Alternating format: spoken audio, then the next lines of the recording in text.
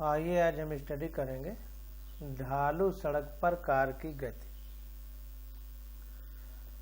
तो पिछले लेक्चर में हमने किस प्रकार से ये बलों को बैलेंस किया गया है इसके बारे में हमने चर्चा की थी। आज फिर देख लेते हैं। तो यहाँ पर देखिए, जो समतल सड़क थी वहाँ पर ये बल लग रहे थे। इस कार का भार mg नीचे की ओर और अभिलंब प्रतिक्रिया यानी नॉर्मल रिएक्शन लंबवत ऊपर की ओर पृष्ठ के, और जो ये घर्षण बल था ये अभिकेंद्र बल प्रदान कर रहा था। तो ये 3 बल थे हमारे पास। अब देखिए, जब ढालू सड़क पर कार की गति होगी यानी motion of A car in A banked road, motion of A car on A banked road. Banked मतलब ढालू सड़क होना चाहिए। तो जब ढलान पर कोई ये गाड़ी गति करती है तो देखिए इस प्रकार से ढलान है ये। तो इस पर मान लीजिए कार ऐसे चल रही है इस प्रकार से। तो यहाँ पर देखिए, अब अगर बैलेंस करें बलों को तो कौन कौन से बल लगेंगे? बल वही 3 लगेंगे। mg लगेगा, नॉर्मल रिएक्शन लगेगी और फ्रिक्शन। लेकिन अब उनके घटक आ जाएंगे जो एक दूसरे को बैलेंस करेंगे। तो जैसे हमने आपको बताया था कि mg हमेशा पृथ्वी के केंद्र की ओर लगता है, क्योंकि ये गुरुत्वीय बल होता है। तो ये मान लीजिए पृथ्वी है, तो पृथ्वी से इसको 90 डिग्री पर हमको बनाना है। पृथ्वी से, ध्यान दीजिए, तो ये पृथ्वी का समतल है, तो पृथ्वी से 90 डिग्री। अगर इस लाइन को यहाँ तक खींचें, आगे बढ़ाएं तो ये कोण 90 डिग्री हो जाएगा। इसी प्रकार से जो नॉर्मल रिएक्शन है, अभिलंब प्रतिक्रिया है हमारी, तो कार जिस ढलान पर है उस ढलान से 90 डिग्री का कोण बनाती है। उस ढलान से 90 डिग्री का कोण बनाएगी। तो ये देखिए, ये वाली ढलान है, तो अगर इस लाइन को आगे खींचें तो ये कोण हमारा 90 डिग्री होगा। तो इससे देखिए नॉर्मल रिएक्शन 90 डिग्री के कोण पर। और जो ढाल होता है उसके केंद्र की तरफ तो घर्षण बल होता है जो अभिकेंद्र बल प्रदान करता है, सेंट्रीपिटल फोर्स। तो ये इधर को हो गया। तो इस प्रकार से तीनों बल हमारे हो गए। अब तीनों बलों को जो है किस प्रकार से उनके कंपोनेंट में तोड़ेंगे? तो ये यन है। तो अगर हम जो है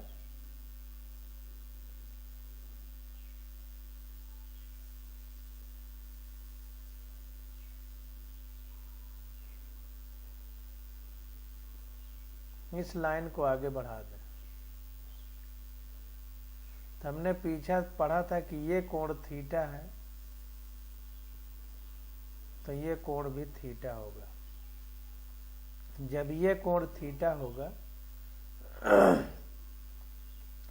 तो चूंकि ये रेखा और ये रेखा समांतर है, तो ये कोण थीटा है, तो ये कोण भी थीटा होगा।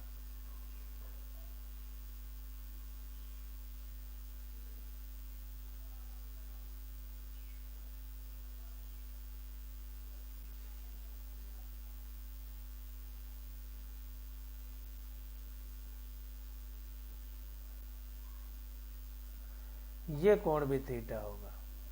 और 2 अगर रेखाएं इस तरह से काटती हैं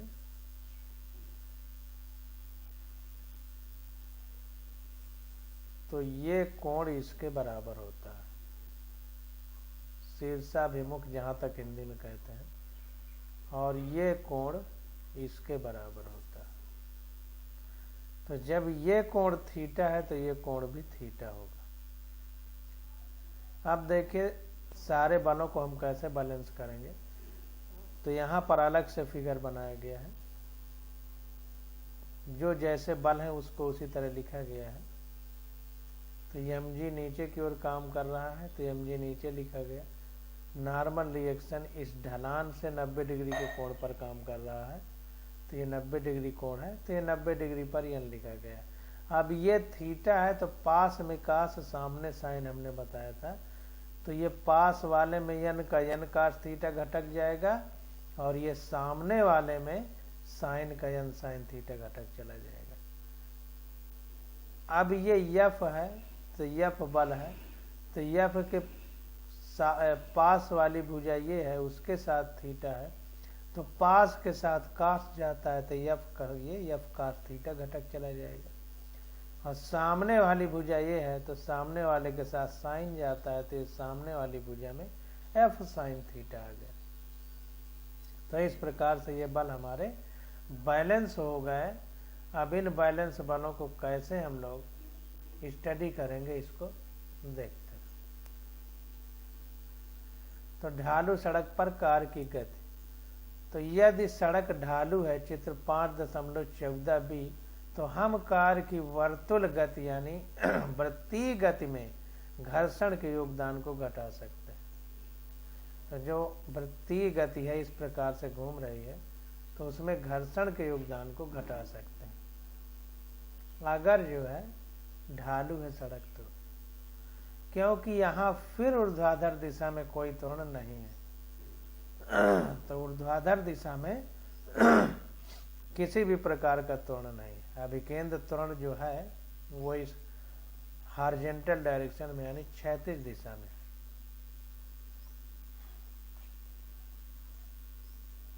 तो वही कह रहा है कि क्योंकि यहाँ फिर ऊर्ध्वाधर दिशा में कोई त्वरण नहीं है, इसलिए नेट बल शून्य होगा। तो जब कोई ऊर्ध्वाधर दिशा में त्वरण है ही नहीं इधर को, ये है हमारा परपेंडिकुलर डायरेक्शन यानी ऊर्ध्वाधर दिशा, तो इसमें किसी भी प्रकार का त्वरण नहीं है। तो जब कोई त्वरण नहीं है तो ये जो हमारा हॉरिजॉन्टल वर्टिकल कंपोनेंट है, ऊर्ध्वाधर घटक है, इसमें किसी भी प्रकार का मोशन नहीं होगा, यानी कोई गति नहीं होगी, क्योंकि ये कंपोनेंट स्थिर है, क्योंकि इसमें नेट बल शून्य है। तो यन cos थीटा इस पूरे को बैलेंस कर लेगा। तो ये जो है इस ऊर्ध्वाधर दिशा में कोई त्वरण न होने से नेट बल शून्य हो जाएगा। तो जाहिर सी बात है, नेट बल शून्य होने के लिए ये कंपोनेंट और ये आपस में बराबर होने चाहिए। तो इसीलिए n cos थीटा बराबर mg plus F sine theta, यानी ये इस पूरे के बलों के बराबर है। ये दोनों की दिशा देखिए, तीर एक तरफ है तो ये दोनों जुड़े हैं, और ये विपरीत है, तो हम इसको इस तरह भी लिख सकते हैं mg plus F sine theta, और ये विपरीत है तो माइनस लिख सकते हैं, माइनस n cos थीटा बराबर 0 लिख सकते हैं, क्योंकि नेट बल शून्य है। तो जब ऐसा लिखेंगे तो 0 की तरफ n cos थीटा अगर चला जाएगा तो mg plus F sine theta बचेगा। सारे बल 0 हैं, इसका मतलब है कि mg plus F sine theta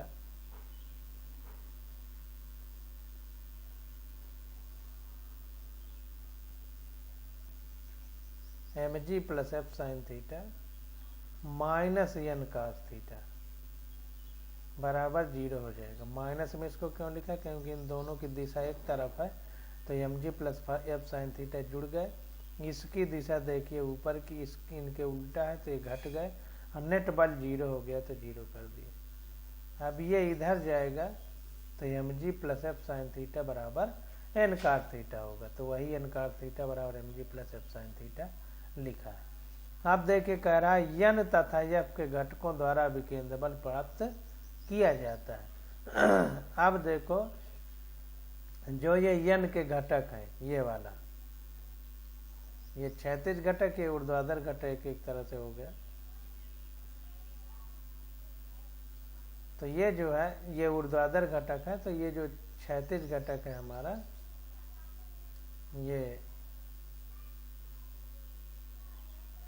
इसके साथ देखिए ये जो नॉर्मल रिएक्शन है यानी अभी केंद्र प्रतिक्रिया है, उसका ये साइन थीटा वाला घटक जा रहा है,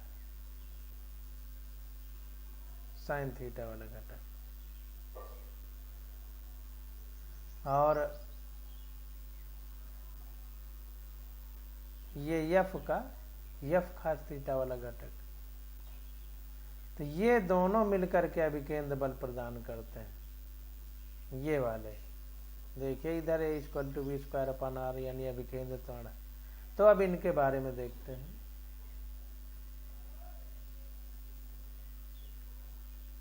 तो यहां पर देखिए N sine theta plus F cos theta बराबर M V square upon R हो गया। कहने का मतलब ये है कि ये एन साइन थीटा और एफ कॉस थीटा की डायरेक्शन एक ही तरफ है तो दोनों जुड़ेंगे। तो N sine theta plus F cos theta और यही हमको अभिकेंद्र बल प्रदान करते हैं। तो यही हमारा M V square upon R के बराबर हो गया। तो ये चीज देखिए N sine theta plus F cos theta बराबर M V square upon R लिख दिया है। अब देखिए यहाँ पहले की भांत F is smaller than or equal to mu S N है। तो अब जो हमारा एफ कंपोनेंट आया इसमें जो फ्रिक्शन है ये चीज जो है ये एफ। तो इसके बारे में ये कह रहा है कि पहले के ही भांति यहाँ पर स्थैतिक घर्षण F S is smaller than or equal to mu S N होगा। वी अधिकतम के लिए हम एफ बराबर म्यू एस एन लेते हैं। वी मैक्सिमम के लिए मतलब कितनी अधिक से अधिक गति से गाड़ी चलाई जा सकती है कि ताकि वो पलटे ना। तो एफ बराबर म्यू एस एन ही लेंगे अधिकतम गति के लिए। अगर स्थैतिक घर्षण जो है इससे ज्यादा हो जाएगा तो गाड़ी पलट जाएगी, क्योंकि स्थैतिक घर्षण ही गाड़ी को चलने में बैलेंस रखता है। ये ध्यान देना है, चलने में बैलेंस रखता है। तो वी अधिकतम के लिए एफ बराबर म्यू एस एन से ज्यादा नहीं होना, फ्रिक्शन इससे ज्यादा नहीं हो सकता। तो इससे ज्यादा हम गाड़ी की गति भी नहीं बढ़ा सकते, इससे ज्यादा बढ़ाएंगे तो गाड़ी पलट जाएगी। तो समीकरण 5.19 ए तथा 5.19 बी को लिखा जा सकता है। तो ए और बी को एक साथ लिखेंगे तो ए हमारा क्या था, एन कॉस थीटा बराबर M G plus mu S N sine theta. N cos theta बराबर M G plus mu S N sine theta. तो देखिए ए समीकरण था हमारा एन कॉस थीटा बराबर M G plus F sine theta था। तो एफ की जगह जो है हमने म्यू एस एन लिख दिया, अधिकतम के लिए म्यू एस एन। तो ये हमारा हो गया एन कॉस थीटा बराबर M G plus mu S N sine theta. इसी प्रकार इसमें देखेंगे बी वाले में, तो N sine theta plus F की जगह mu S N cos theta बराबर M V square upon R. तो ये दो समीकरण हमको मिल गए। अतः समीकरण 5.20 ए से, अब समीकरण 5.20 ए से देखें तो एन बराबर M G upon cos theta minus mu S sine theta. अब यहाँ पर देखिए इस 5.20 ए में क्या करेंगे हम, ये कॉस थीटा और साइन थीटा वाले एक तरफ चले जाएंगे तो एन कॉमन हो जाएगा। तो एन कॉमन होगा तो cos theta minus N sine theta, N common हो जाएगा तो cos theta minus mu S sine theta बचेगा। तो एन कॉमन लेंगे, cos theta minus mu S sine theta बचेगा। और ये जब नीचे ले जाएंगे तो एन बराबर M G upon cos theta minus mu S sine theta होगा।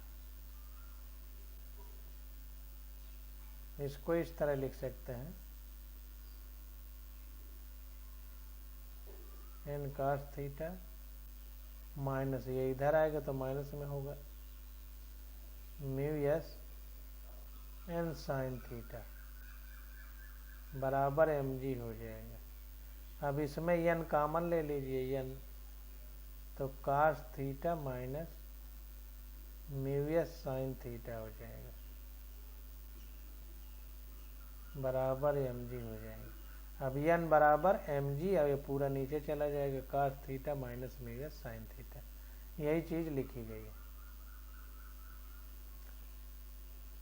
अब देखिए इसमें समीकरण 5.20 बी में यन का मान रखने पर, अब ये यन की वैल्यू 5.20 में रख देगा, तो यम जी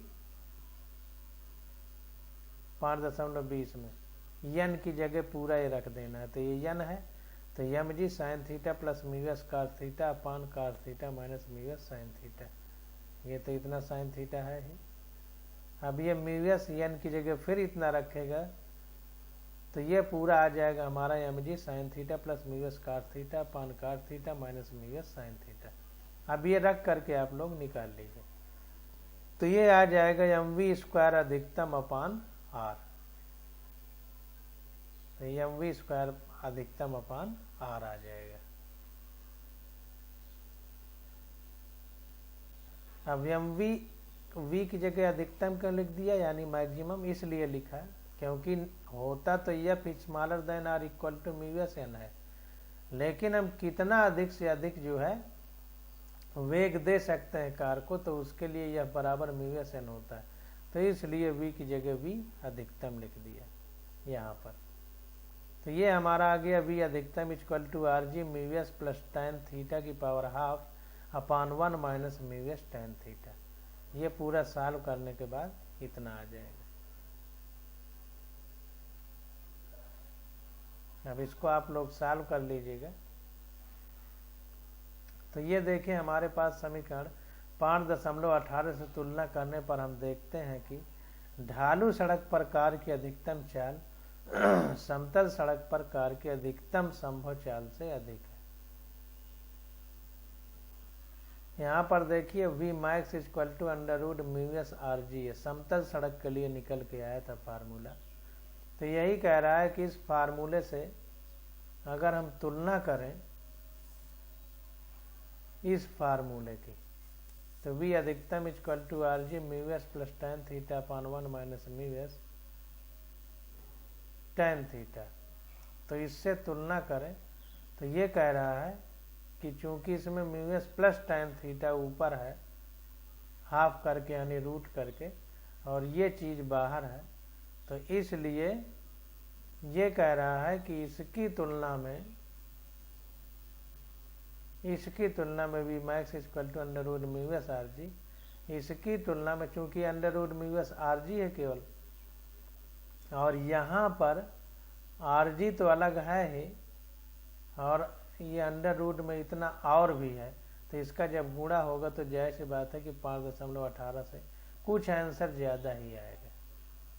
तो इसलिए कह रहा है समीकरण 5.18 से तुलना करने पर हम देखते हैं कि ढालू सड़क पर कार की अधिकतम चाल समतल सड़क पर कार की अधिकतम संभव चाल से अधिक है। समीकरण 5.21 में म्यू एस बराबर 0 के लिए अगर स्थैतिक घर्षण गुणांक 0 है, तो उस स्थिति में क्या होगा, V0 बराबर आर जी टेन थीटा की पावर हाफ हो जाएगा।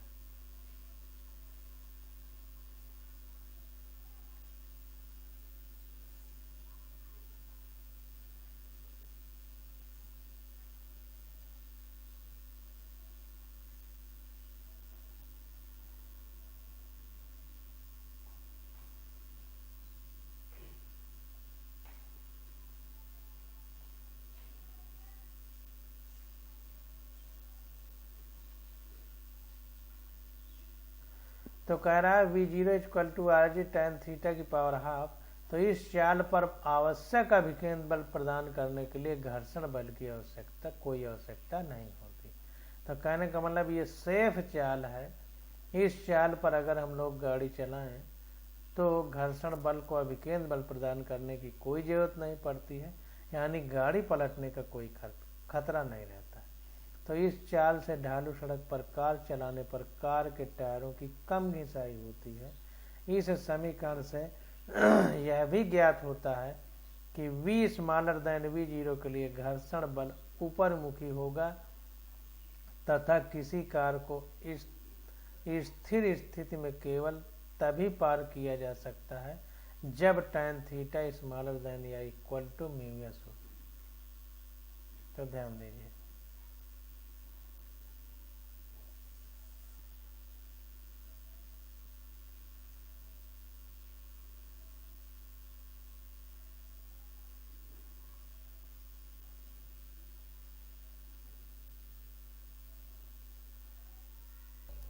तो फिर से देखिए, इसी समीकरण से यह भी ज्ञात होता है कि V स्मॉलर देन V0 के लिए घर्षण बल ऊपर मुखी होगा तथा किसी कार को स्थिर स्थिति में केवल तभी पार किया जा सकता है जब tan theta smaller than or equal to mu S हो। तो जब tan थीटा की वैल्यू स्थैतिक घर्षण गुणांक से कम या उसके बराबर होगी तभी उस गाड़ी को किसी मोड़ पर घुमाया जा सकता है, यानी पार्क किया जा सकता है।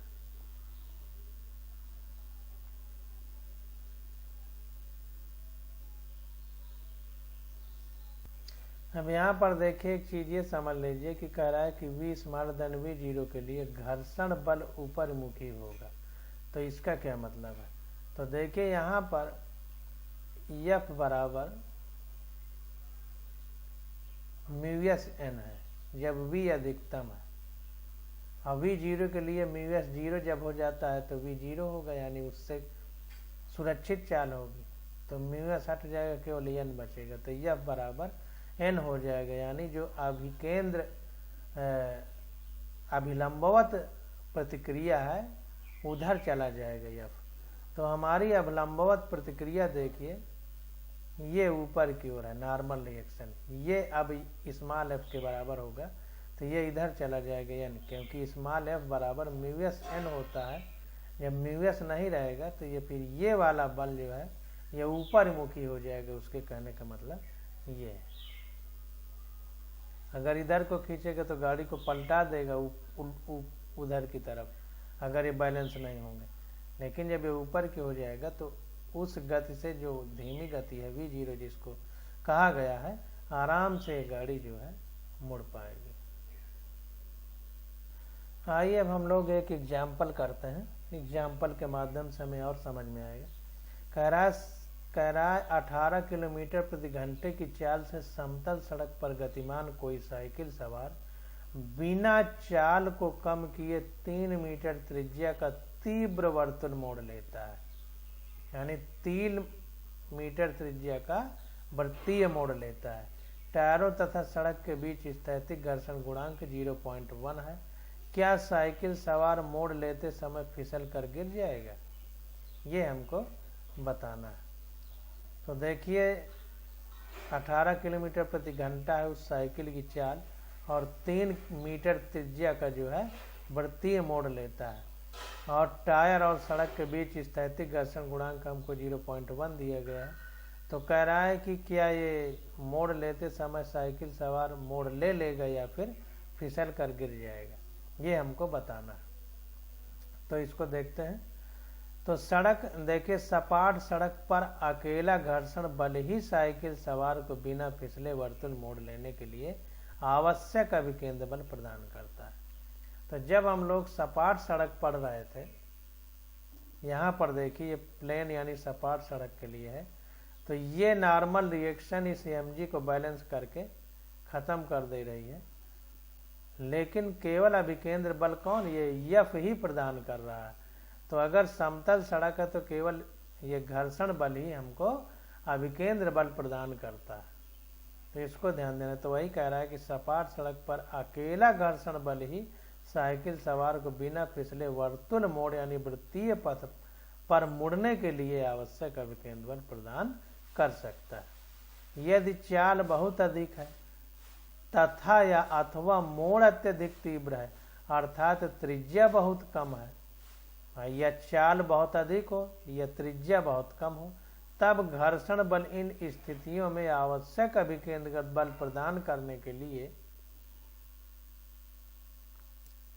पर्याप्त नहीं होता है और साइकिल सवार मोड़ लेते समय फिसल कर गिर जाएगा। तो जाहिर सी बात है कि घर्षण बल जो है उससे हमें पर्याप्त अभिकेंद्र बल यानी सेंट्रीपेटल फोर्स मिलना चाहिए। अब ये कब कब नहीं मिल सकता है, या तो बहुत तेजी से मुड़ जाए यानी वेग ज्यादा हो साइकिल का तो अभिकेंद्र बल पर्याप्त नहीं मिल पाएगा, या फिर जो मोड़ वृत्तीय मोड़ है उसकी त्रिज्या कम हो तो बहुत जल्दी मुड़ जाएगा, त्रिज्या कम है तो भी साइकिल सवार गिर जाएगा। तो अब देखते हैं कि उसे उस घर्षण बल से पर्याप्त अभिकेंद्र बल मिलता है कि नहीं। तो घर्षण बल ही हमें अभिकेंद्र बल प्रदान करता है। तो साइकिल सवार के न फिसलने की शर्त समीकरण 5.18 द्वारा इस प्रकार।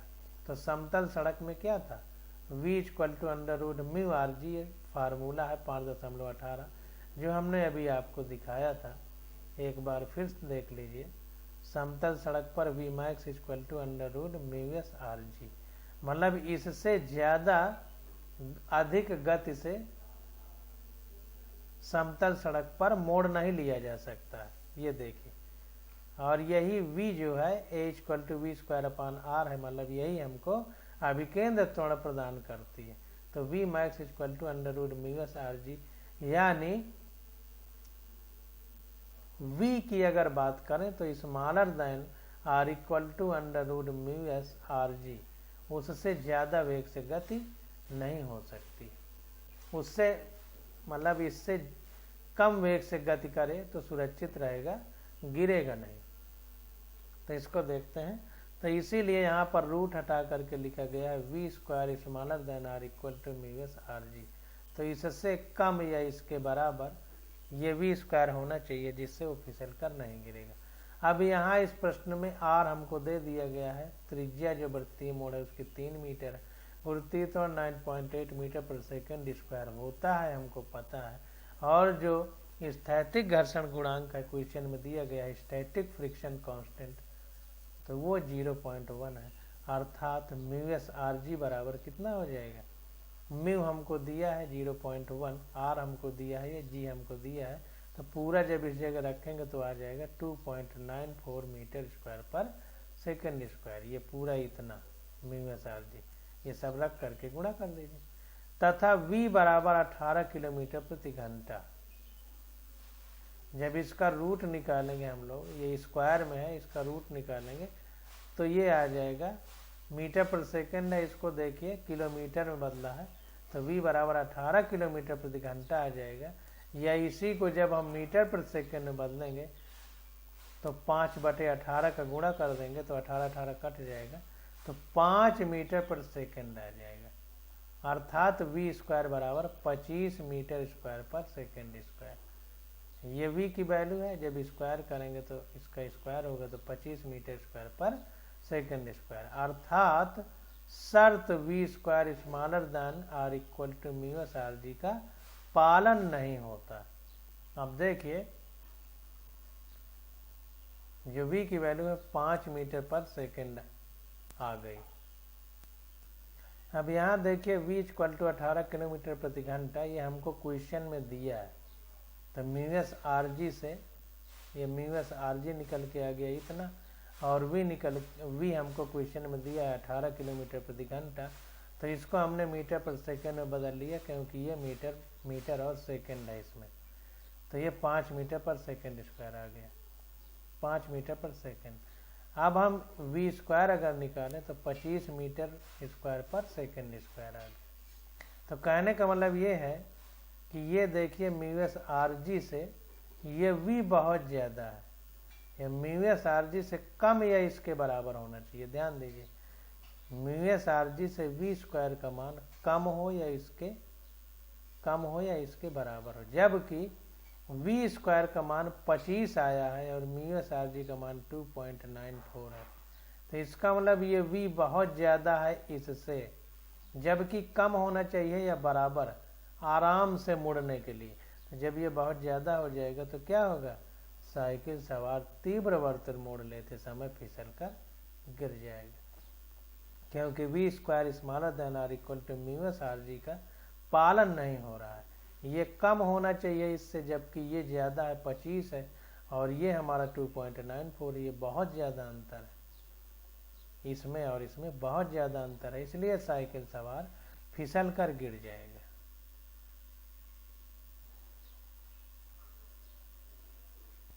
अब अगला क्वेश्चन देखते हैं। कह रहा है कि 300 मीटर त्रिज्या वाले किसी वृत्ताकार दौड़ के मैदान का ढाल 15 डिग्री है। अब देखिए ढलान वाले तल की बात कर रहा है, अभी समतल तल की एक क्वेश्चन कर लिए, अब ढलान वाले का कर रहा है। तो कह रहा है ढलान कितना है वृत्तीय पथ का, 15 डिग्री है। यदि मैदान और रेस कार के पट्टियों के बीच घर्षण गुणांक 0.2 है तो टायरों को घिसने से बचाने के लिए रेस कार की अनुकूलतम चाल तथा फिसलने से बचने के लिए अधिकतम अनुमेय चाल क्या है। तो कह रहा है कि एक 300 मीटर त्रिज्या का वृत्तीय मोड़ है, उस पर कोई दौड़ने वाला दौड़ रहा है और उस वृत्तीय मोड़ की समतल से कितना ढलान है, 15 डिग्री। कह रहा है यदि मैदान और रेस कार के पट्टियों के बीच घर्षण गुणांक 0.2 है तो टायरों को घिसने से बचाने के लिए रेस कार की अनुकूलतम चाल कितना है। टायरों को घिसने से बचाने के लिए कितना मतलब मैक्सिमम चाल से चले और फिसलने से बचने के लिए अधिकतम अनुमेय चाल यानी अनुमानित चाल कितना है। तो ढलान वाला क्वेश्चन है जो बैंकिंग वाला या ढाल वाला मोड़ हम लोग पढ़ते थे उससे आधारित है ये जो हम लोगों ने निकाला। तो ढालू मैदान पर बिना फिसले गतिशील रेस कार को वर्तुल यानी वृत्तीय मोड़ लेने के लिए आवश्यक अभिकेंद्र बल प्रदान करने में घर्षण बल तथा अलंब बल के क्षैतिज घटक का योगदान होता है, दोनों का योगदान होता है। इस चित्र को हम देख लेते हैं। यहाँ पर देखिए वर्तुल मोड़ के लिए अभिकेंद्र बल यही प्रदान करेगा, तो घर्षण बल का क्षैतिज घटक और ये अभिलंबवत बल का ऊर्ध्वाधर घटक भाग लेता है। यन साइन थीटा आ रहा है ना, क्योंकि इसके लिए थीटा पास में तो क्षैतिज ये वाला जाएगा, ऊर्ध्वाधर ये हो जाएगा इसके लिए। तो वही कह रहा है कि यन के लिए ऊर्ध्वाधर और यफ के लिए क्षैतिज घटक दोनों मिलकर के हमें अभिकेंद्र बल प्रदान करते हैं। तो वही कह रहा है कि ढालू मैदान पर बिना फिसले गतिशील रेस कार को वर्तुल यानी वृत्तीय मोड़ लेने के लिए आवश्यक अभिकेंद्र बल प्रदान करने में घर्षण बल तथा अभिलंब बल के क्षैतिज घटक का योगदान होता है। तो यहाँ पर देखिए ये जो क्षैतिज घटक, ये अगर इस पूरे के सिस्टम की बात की जाए तो ये क्षैतिज घटक है और ये ऊर्ध्वाधर घटक है पूरे सिस्टम की। अगर इस नॉर्मल एक्शन की बात की जाए तो ये कास जा रहा है, ये ऊर्ध्वाधर घटक के साथ कास जा रहा है और ये क्षैतिज घटक के साथ नॉर्मल एन साइन थीटा जा रहा है। तो कुल मिला करके क्षैतिज घटक को ये अभिलंब बल भी मेंटेन कर रहा है और ये घर्षण बल भी मेंटेन कर रहा है, दोनों क्षैतिज घटक को मेंटेन कर रहे हैं। इसको ऊर्ध्वाधर नहीं है यहाँ पे, ऊर्ध्वाधर तो ये mg को बैलेंस कर रहा है। तो यहाँ पर अभिकेंद्र बल अभिलंबवत बल के क्षैतिज घटक और घर्षण बल के भी क्षैतिज घटक दोनों को बैलेंस कर रहा है।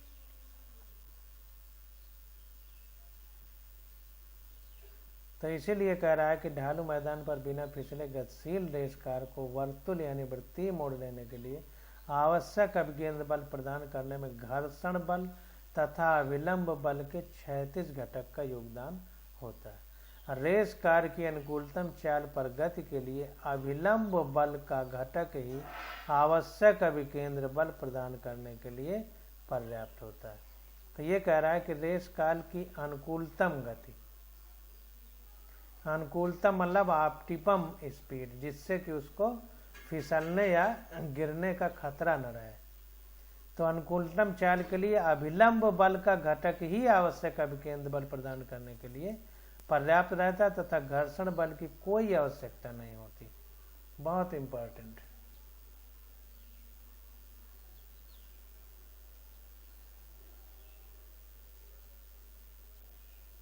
मतलब अगर अनुकूलतम गति करे जो है तो घर्षण बल के की कोई आवश्यकता है ही नहीं अभिकेंद्र बल के लिए। केवल हमारा जो अभिलंब बल है, अभिलंब बल का घटक ही जो क्षैतिज घटक है वही अभिकेंद्र बल प्रदान करने के लिए पर्याप्त होता है। समीकरण 5.22 द्वारा रेस कार की अनुकूलतम चाल V0 को इस प्रकार व्यक्त कर सकते हैं। अनुकूलतम चाल मतलब V0 सुरक्षित चाल। तो V0 हमारा आया था Rg tan थीटा की पावर हाफ। तो R हमको V0 बराबर Rg tan थीटा की पावर हाफ हो गया। R हमको दिया है 300 मीटर की त्रिज्या वाला वृत्तीय पथ है, तो R बराबर 300 मीटर। थीटा हमको 15 डिग्री दिया है, गुरुत्वीय त्वरण जी बराबर 9.8 मीटर पर सेकंड स्क्वायर है। अगर इस पूरी वैल्यू को रखेंगे, आर दे दिया, जी दे दिया, थीटा दे दिया, tan थीटा 15 डिग्री, सब को रखेंगे तो आ जाएगा V0 28.1 मीटर पर सेकंड। ये सॉल्व करने पे हमारे पास आ जाएगा।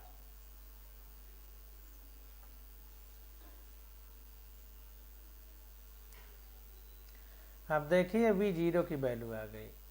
अब ये हमारा अनुकूलतम मतलब ऑप्टिमम चाल है, जिससे ये न गिरेगा न फिसलेगा।